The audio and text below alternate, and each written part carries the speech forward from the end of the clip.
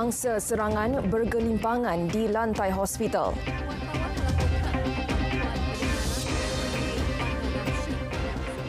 Assalamualaikum, salam Malaysia Madani. Anda bersama saya Budi Citawan Hanafi dalam Dunia 10.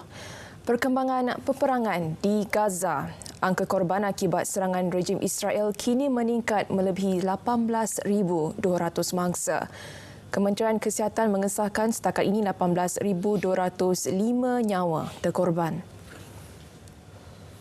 Serangan terbaru Zionis Israel sahaja telah meragut 208 nyawa di semenanjung Gaza.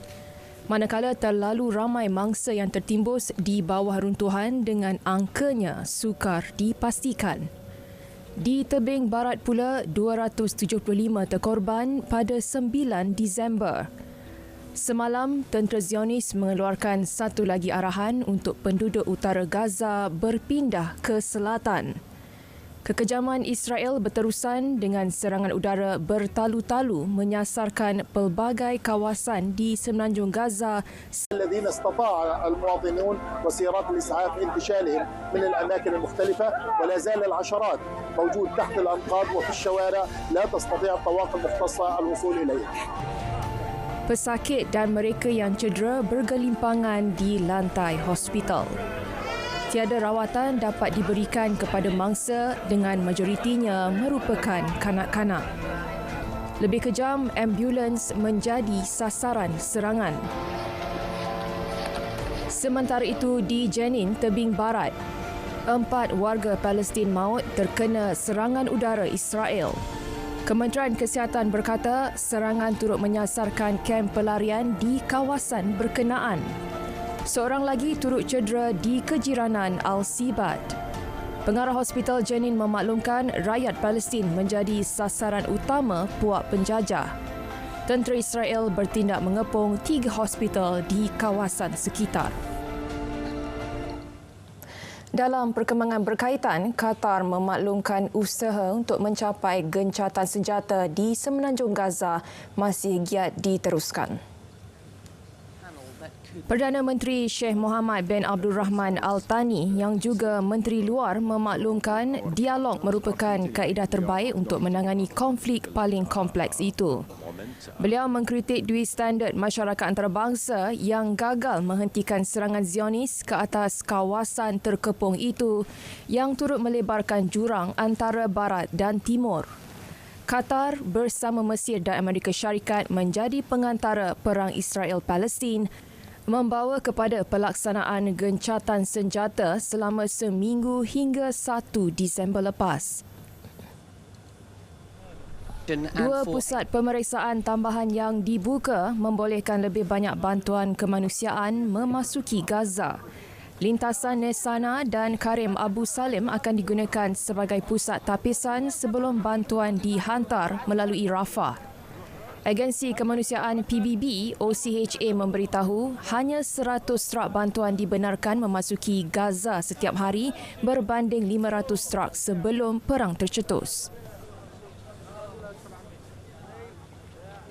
Tabung Kewangan Antarabangsa IMF luluskan suntikan tunai tambahan berjumlah $900 juta kepada Ukraine. Lembaga Eksekutif IMF memaklumkan wang itu akan digunakan untuk menyokong belanjawan Ukraine. Pengaturan di bawah kemudahan dana lanjutan EFF bertujuan menyokong kestabilan ekonomi dan kewangan Ukraine, memulihkan kemampanan hutang dan menyokong pemulihan Ukraine. Negara itu akan diberi akses kepada $15.6 bilion melalui dana itu. Program itu adalah sebahagian daripada pakej bantuan antarabangsa berjumlah kira-kira $115 bilion dan bertempoh 4 tahun. Presiden Ukraine Volodymyr Zelensky berkata di sebalik peperangan yang belum bernoktah, sokongan IMF amat penting untuk Ukraine dan rakyat negaranya. Rusia berhasrat memperluas armada kapal selam nuklear bersenjata strategiknya. Presiden Vladimir Putin berkata ia bagi memperkukuh kawalan sempadan. Putin menegaskan demikian ketika menghadiri pentauliahan 2 kapal selam baharu di Severodvinsk. Kapal selam digelar Imperator Alexander III dan Krasnoyarsk itu akan menyertai armada Pasifik Rusia di Asia Timur. В скором времени подводные ракетоносцы «Император Александр III» и «Красноярск» начнут нести вахту на Тихоокеанском флоте, охранять дальневосточные рубежи Отечества. Работа по повышению военно-морской мощи России, безусловно, будет продолжена. Imperator Alexander III mampu melancarkan peluru berpandu balistik antara benua jenis SSN-32 Bulava. Manakala Krasnoyarsk dilengkapi peluru berpandu anti-kapal Onyx dan peluru berpandu jelajah kaliber. Dalam beberapa tahun-tahun akan datang, limbungan kapal Sevmash di Severodvinsk akan membina 3 lagi kapal selam nuklear strategik kelas Bore.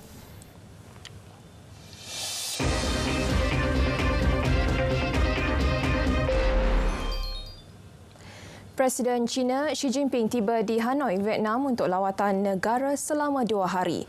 Lawatan Xi ke Vietnam susulan jemputan Setiausaha Agung Jawatan Kuasa Pusat Parti Komunis Nguyen Phu Trong dan Presiden Republik Sosialis Vo Van Tong.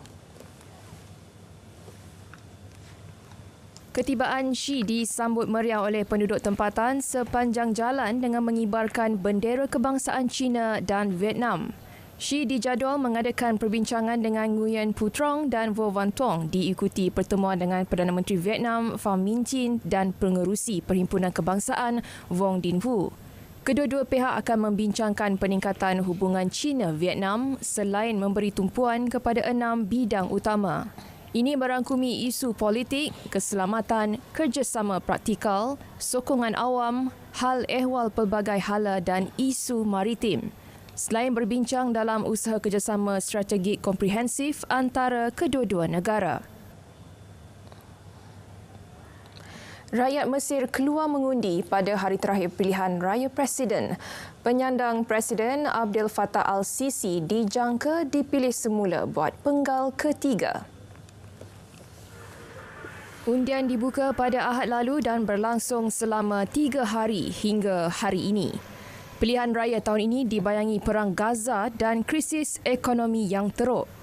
Selama beberapa minggu sebelum pilihan raya, pihak berkuasa menggesa orang ramai untuk keluar mengundi di tengah-tengah kebimbangan peratusan keluar mengundi yang rendah. Pada Ahad, Suruhanjaya Pilihan Raya Mesir mendedahkan peratusan keluar mengundi adalah tinggi dan melebihi jangkaan. Keputusan rasmi dijangka diumumkan pada 18 Disember. Dalam pilihan raya pada 2014 dan 2018, Abdel Fattah meraih kemenangan besar dengan memperoleh 96% undi. Donald Tusk dipilih selaku Perdana Menteri Poland menerusi undian di Dewan Tertinggi Parlimen selepas kerajaan sedia ada gagal mendapatkan undi percaya. Tusk memperoleh 248 undi menyokong pencalonannya untuk jawatan berkenaan di SIMB. Manakala 201 ahli parlimen mengundi menentang di Dewan Rendah Parlimen Poland. Beliau disokong 3 kumpulan pembangkang terbesar negara, masing-masing gabungan sivik, aliran ketiga dan haluan kiri baharu. SIM memilih Tusk hanya beberapa jam selepas Perdana Menteri terdahulu Mateusz Morawiecki gagal memperoleh undi percaya yang mencukupi. Poland mengadakan pilihan raya parlimen pada 15 Oktober dengan parti pemerintah Parti Undang-Undang dan Keadilan PIS memenangi majoriti undi namun gagal mencapai majoriti dalam SIM. Istiadat mengangkat sumpah jawatan Perdana Menteri baharu dijangka berlangsung esok. Amerika Syarikat mencatatkan sekurang-kurangnya 2.6 juta kes melibatkan selsema dengan 26,000 individu dimasukkan ke hospital.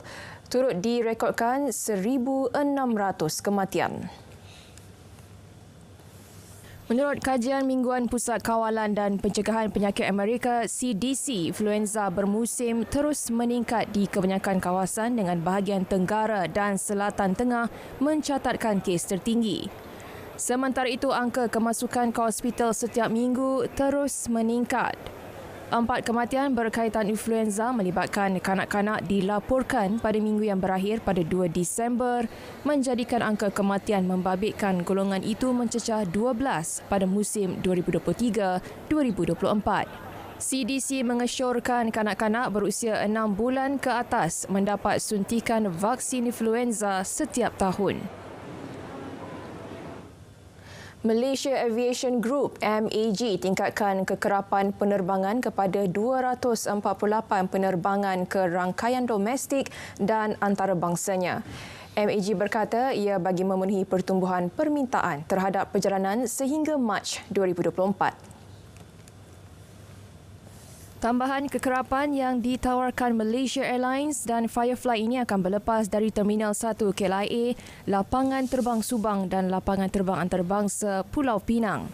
Penerbangan antarabangsa termasuk dari Kuala Lumpur ke Sydney akan ditingkatkan kepada 18 penerbangan selain Melbourne, Amritsar, Cochin dan Narita. Bagi perayaan Tahun Baru Cina, MAG akan menambah kekerapan untuk laluan Kuala Lumpur ke Singapura sebanyak 2 penerbangan secara mingguan, terutamanya pada 7 Februari dan 8 Februari.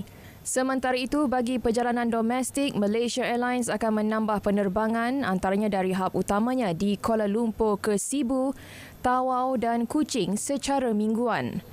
Manakala peningkatan penerbangan Firefly akan membabitkan laluan antaranya dari Pulau Pinang ke Kota Kinabalu dan Langkawi.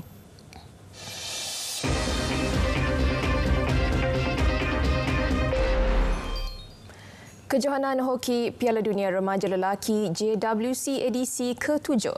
Juara edisi 2001 dan 2016, India bangkit dari ketinggalan untuk mengesahkan slot ke separuh akhir selepas menundukkan pasukan nombor 4 dunia Belanda 4-3.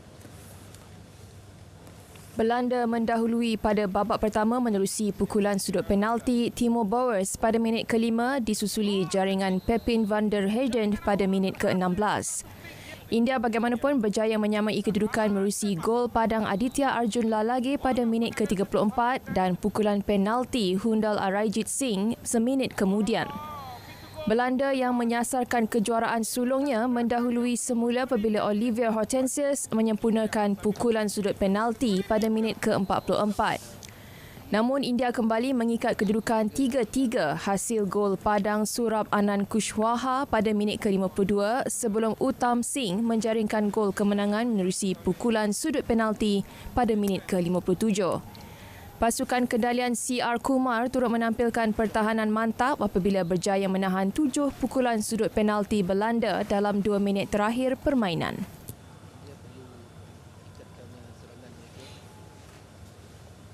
Dunia 10 berakhir di sini. Saya Budi Shtawa Mahanafi. Dari sungai hingga segara, Palestin pasti merdeka. Assalamualaikum, salam Malaysia Madani dan selamat malam.